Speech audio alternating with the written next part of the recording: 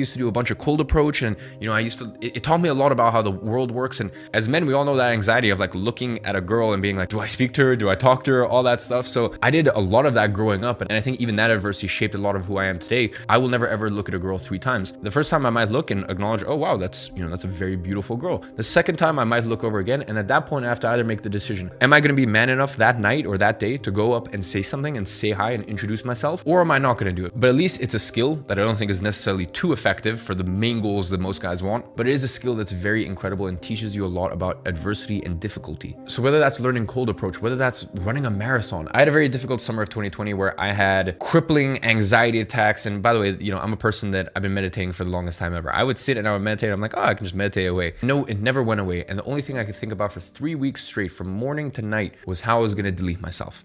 And there's a big difference between thinking about it and thinking about how you're going to do it. Once you start getting into the, hey, how am I going